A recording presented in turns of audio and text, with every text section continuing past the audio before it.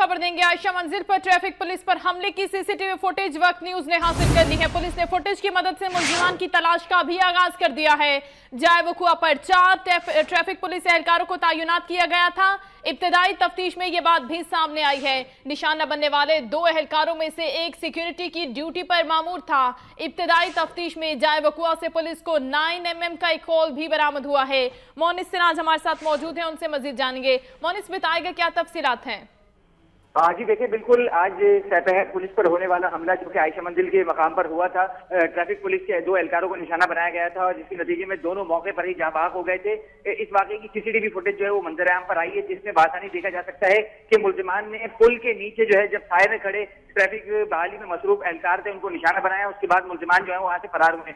मुलजिमान को CCTV footage में motorcycle पर फरार होते बासानी देखा जा सकता है और ये भी जराये की जानिब से बताया जा रहा है कि मुलजिमान की तादाद जो है वो 2 थी।